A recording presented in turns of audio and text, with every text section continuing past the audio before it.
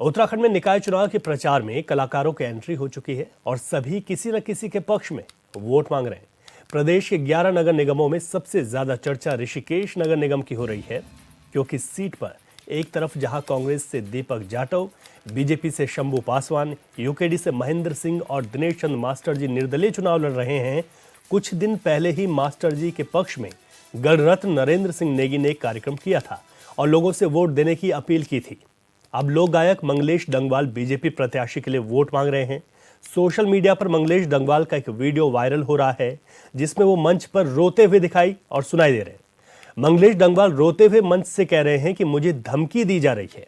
मंगलेश डंगवाल की बात सुन मंच पर मौजूद सरकार के मंत्री प्रेमचंद अग्रवाल कह रहे हैं कि जिसने भी धमकी दी है उसे छोड़ा नहीं जाएगा। और इस मेरी मां के लिए अशब्द बोले गए और मुझे 25 तारीख को मारने की धमकी दी गई है। मुझे बड़ा दुख है और इस राज्य का बोझ आपके कंधों पे है। आपकी सरकार हमें न्याय देगी। मेरी मां बहनों के स्वाभिमान के लिए नेताजी आपके प्राण चले जाएं, लेकिन आपको झुकना नहीं है, रुकना नहीं है। और जिन्होंने मुझे विचित्र शब्द, मैं तो कि मेरे क्षेत्र में आप आ रहे हैं और आपको डर की बात आई, मुझे माफी के साथ मैं आपके चरण वंदना करते हुए मैं आपसे माफी चाह रहा हूं। जिस व्यक्ति ने भी मेरे इस भाई को धमकी दी है, मैं यहाँ का विधायक होने के नाते आपके पैर पकड़ के माफी मांग रहा हूँ। जिसने भी धमकी दी है उसकी तरफ से मैं आपसे माफी मांग रहा हूँ। ये सारे लोग जितने बैठे हैं, ये सारे लोग जितने बैठे हैं, ये आपको बहुत प्यार करते हैं। आप परेशान मत होइए भाई। देखिए आप भाई के भावुक हो रहा है मेरा भाई, जरा जोरदार ताली बजाइए। भावुक क्यों हो रहा है हमारा भाई? संस्कृति की सेवा की और मेरी मां के लिए अशब्द बोले गए और मुझे 25 तारीख को मारने की धमकी दी गई है। मुझे बड़ा दुख है और इस राज्य का बोझ आपके कंधों पे है। आपकी सरकार हमें न्याय देगी। मेरी मां बहनों के स्वाभिमान के लिए नेताजी आपके प्राण चले जाएं, लेकिन आपको झुकना नहीं है, रुकना नहीं है। और जिन्होंने मुझे विचित्र शब्द, मैं तो एक संस्कृति का सेवक हूं। आज 27 साल 50 साल मेरी उम्र हो चुकी है। तो इस बार के निकाय चुनाव में जहां कलाकारों की एंट्री हुई, उसके बाद कई तरीके की तस्वीरें सामने आ रही हैं और इसको समझना बेहद जरूरी भी है। इस वक्त हमारे साथ वरिष्ठ पत्रकार डॉक्टर अजय ढौंडियाल जी जुड़ गए हैं, जो कि वरिष्ठ पत्रकार भी हैं और लोक कलाकार भी हैं। डॉक्टर साहब, आपका बहुत स्वागत है एचएनएन पर। और ऋषिकेश नगर निकाय के चुनाव में अगर हम बात करें तो यहाँ पर कलाकारों के एंट्री के साथ ये चुनाव दिलचस्प बन गए, लेकिन एक कलाकार जो मंच से रोते हुए दिखाई दे रहे हैं, ये कह रहे हैं कि उन्हें मारने की धमकी दी जा रही है और साथ में कैबिनेट मंत्री भी मौजूद हैं। ये जो चुनावी रंग सामने निकल कर आ रहे हैं, इन्हें कैसे समझा जाए? रवि जी, मेरा एक सवाल है आपसे कि आप एक पत्रकार के नाते मेरा रिएक्शन लेना चाहते हैं कि या एक लोक कलाकार के नाते, या दोनों के नाते? जी बिल्कुल, हम यहाँ पर तो यही जानना चाहेंगे, क्योंकि हम वरिष्ठ पत्रकार के तौर पर तो लेते ही हैं, लेकिन आप एक लोक कलाकार भी हैं और क्योंकि कलाकारों की एंट्री है तो इस वजह से मैंने दोनों नामों से आपको संबोधित किया, क्योंकि आप दोनों हैं। तो मैं चाहूंगा कि दोनों ही तरफ से अब मुझे यहाँ पर जवाब चाहिए। इसीलिए मैंने ये चीज कही। जी जी जी। देखिए, एक चीज है, कलाकार किसी पार्टी का नहीं होता, कलाकार किसी मंच का नहीं होता, कलाकार किसी सामाजिक संस्था का नहीं होता, कलाकार किसी चीज का नहीं होता। कलाकार होता है वो सामाजिक कार्यक्रमों में जाता है, सामाजिक संगठनों के कार्यक्रमों में जाता है। आज के दौर की जो बातें हैं, आज के दौर में सामाजिक संगठन भी राजनीति से अलग नहीं है। राजनीतिक संगठन तो राजनीतिक संगठन ही है। ये पहले से होता आया है और कुछ पिछले 20-25 साल से लगातार ये चीजें देखी जा रही हैं कि जैसे मेले भी हैं, खेले भी हैं, वो भी राजनीतिक बन गए हैं जी। कलाकार वहां जाते हैं, कलाकार को सुनने के लिए कला प्रेमी हर जगह जाता है। वो बीजेपी के संगठन के तले, अगर वो उस मंच के तले वो कार्यक्रम हो रहा है तो लोग वहां भी गीत सुनने जाते हैं जी, लोग नृत्य देखने जाते हैं।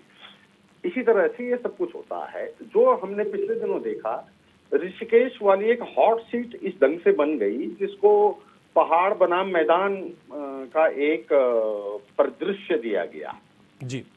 अब पहाड़ बनाम मैदान की मैं अगर खुद बात करूं, मैं खुद देहरादून में रहता हूं, तो मैं अपने गांव के जैसा किसान नहीं हूं, मैं अपने गांव के जैसा लड़का नहीं हूं, मैं अपने गांव के जैसा पुरुष नहीं हूं। मैं देहरादून में अलग पुरुषत्व में जीता हूं, मैं अलग परिदृश्य में जीता हूं। हाँ, मैं अपने गांव का हूं, मैंने वहाँ 12वीं तक पढ़ाई की है। जी जी। ये बात अलग है कि मैं वहाँ की समस्याएं जानता हूँ, लेकिन मैं आज के दौर को उस तरीके से नहीं जी पाता हूँ जो मेरे गांव में जी करके मेरी ही उम्र का लड़का जो गांव। ठीक है, संपर्क टूट गया है। डॉक्टर अजय बता रहे थे कि किस तरीके से जो कलाकारों की एंट्री हुई है, इस कलाकारों की एंट्री को समझा जा सकता है, और वो बात पूरी नहीं हुई है। लेकिन हालांकि उन्होंने ये ज़रूर कहा कि कोई भी मंच हो, किसी भी पार्टी के मंच में कलाकार पहले भी इस तरीके से अपनी प्रस्तुतियाँ करते आए हैं और मौजूदा वक्त में भी दिखाई दे रहे हैं। लेकिन ऋषिकेश अगर सीट की बात की जाए तो वहाँ पर गणरत्न नरेंद्र सिंह नेगी एक निर्दलीय प्रत्याशी के लिए वहाँ पर धर्मदाह कार्यक्रम आयोजित करते हैं। दूसरी तरफ अगर देखा जाए तो एक दूसरे जो गायक हैं उत्तराखंड के मंगलेश डंगवाल, वो भी एक दूसरी पार्टी यानी कि भारतीय जनता पार्टी के बैनर के तले वहाँ पर एक कार्यक्रम करते हैं। लेकिन सवाल इसलिए सामने निकल कर आए, सोशल मीडिया पर चर्चा इस वजह से तेज़ हुई क्योंकि मंगलेश डंगवाल ने कहा कि उन्हें जान का खतरा भी है, और उन्होंने ये भी कहा कि उनके घर वालों को भी अशब्द शब्द बोले जा रहे हैं। तो ऐसे में ये तमाम चीज़ें जब सामने निकल कर आई हैं तो चुनाव के विभिन्न तरीके के जो रंग हैं वो देखने को मिलने लगे हैं। तो ऋषिकेश में ये जो वीडियो इस वक्त आपकी टीवी स्क्रीन पर है, आप देख रहे हैं कि सोशल मीडिया पर भी ये जमकर छाया हुआ है और इस पर अलग अलग तरीके से लोग अपनी समझ के अनुसार इस पर कमेंट कर रहे हैं। कुछ पक्ष में हैं, किसी अलग तरीके के यहाँ पर जो है तर्क भी दिए जा रहे हैं।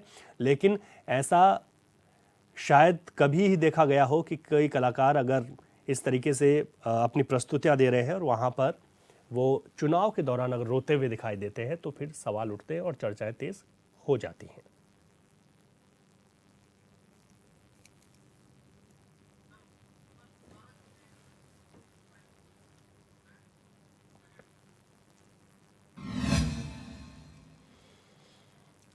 खबर पर एक बार फिर से हमारे साथ वरिष्ठ पत्रकार लोक गायक डॉक्टर अजय ढोंडियाल जुड़ गए हैं। डॉक्टर अजय, आप अपनी बात को पूरी कीजिएगा।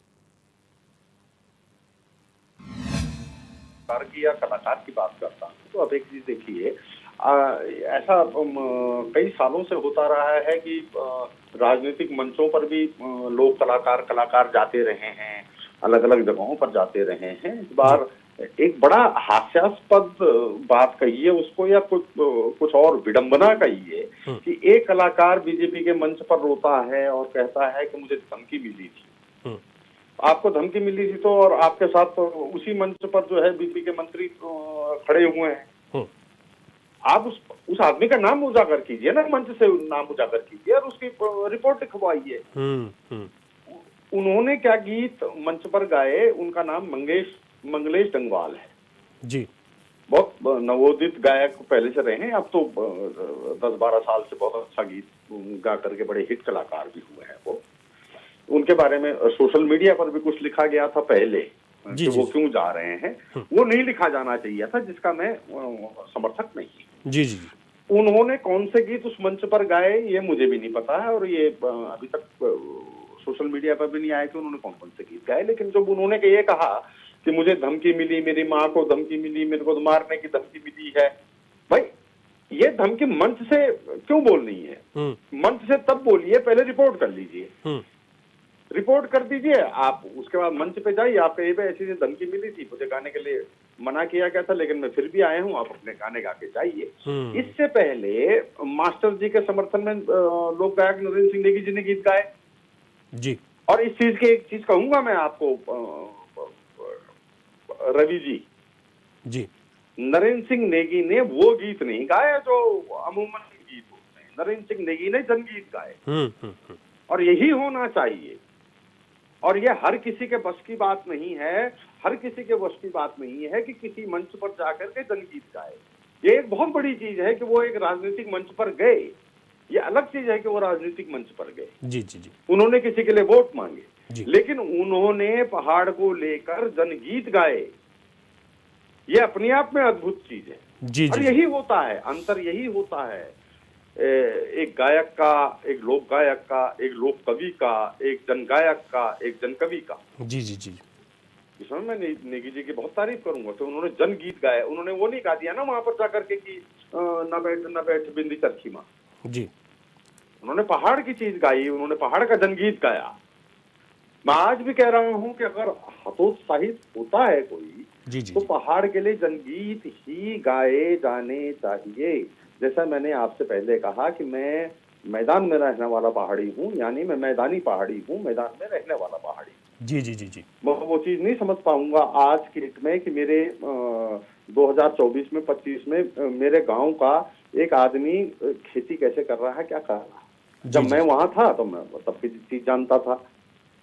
और मैं आज भी कहूंगा, मैं बल्कि आपसे ये कहूंगा कि मैं वक्त है या नहीं है। जी जी। नहीं नहीं, आप बात पूरी कीजिए डॉक्टर जी जी। मैं फिर भी जनगीत की बात करूंगा कि जनगीत होने चाहिए। चाहे किसी भी मंच पर जाओ, आपको जनगीत गाने पड़ेंगे, आपको हतोत्साहित को उठाना पड़ेगा। आप सिर्फ ये नहीं कह सकते कि आप पहाड़ी हो। मैं ये आज भी ये कह रहा हूं कि ऊपर से उठे हुए पहाड़ी जो ऋषिकेश में है वो भी तो मैदानी पहाड़ी है मेरी तरह। जी बिल्कुल। जी जी। लेकिन हम पहाड़ का विकास करना चाहते हैं, या हम जहां रह रहे हैं वहां का भी विकास करना चाहते हैं, तो हमको जनगीतों के माध्यम से आगे बढ़ना पड़ेगा। अगर हम लोक कलाकार को साथ में लेकर के अपने विकास की बात करते हैं। बिल्कुल बिल्कुल बिल्कुल। फिर लोक कलाकार को क्यों लाते हो? जब लोक कलाकार को बुलाते हो तो उसके हिसाब से अपनी चीजों को रखिए, और वो अपना गाकर ही बता सकता है ना। जी ये मैंने पत्रकारिता का बताया आपको। लोक कलाकार के नाते ये मैं इतना जरूर कहूंगा, चार पंक्तियां सुनाने का है वक्त या नहीं है? जी बिल्कुल। आप सुनाइए, क्योंकि ये चीजें जो रंग है वो तभी स्पष्ट हो भी पाएंगे। जी। हाँ।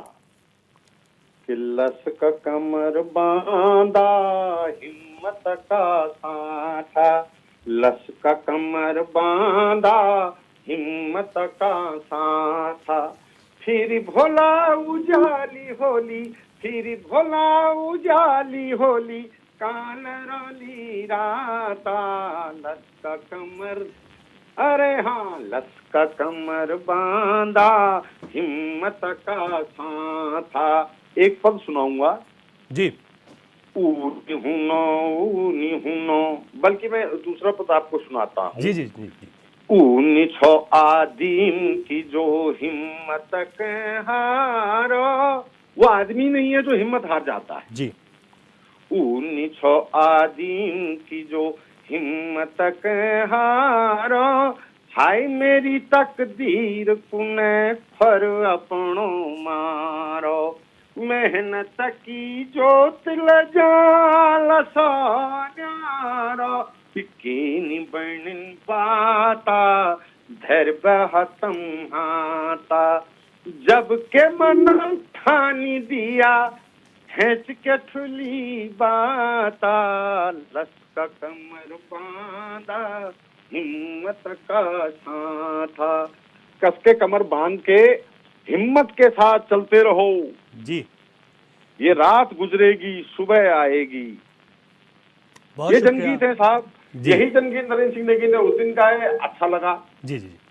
आगे ऐसे जनगीत चलते रहे। कई लोग गायकों ने ऐसे जनगीत गाए हैं, और हमारे नए गायकों को भी ऐसे जनगीत गाने चाहिए। रोना नहीं चाहिए। जी बिल्कुल। आप जनगीत कैसे गाएंगे जब आप रोने लगे हुए स्टेज पर? आप अपनी जनता के सामने, जो आपको श्रोता आपको सुनने के लिए आए हैं, आप उनके सामने रो रहे हो, हतोत्साहित हो रहे हो। बिल्कुल। मुझे लगता है डॉक्टर अजय जी, जो सोशल मीडिया पर तमाम चीज़ें चल रही थी उसमें वरिष्ठ पत्रकार और एक लोक गायक के तौर पर आपने जिस तरीके से समीक्षा की है और साथ ही सुंदर पंक्तियां भी सुनाई है, बहुत शुक्रिया आपका डॉक्टर साहब, आप जुड़े हमारे साथ।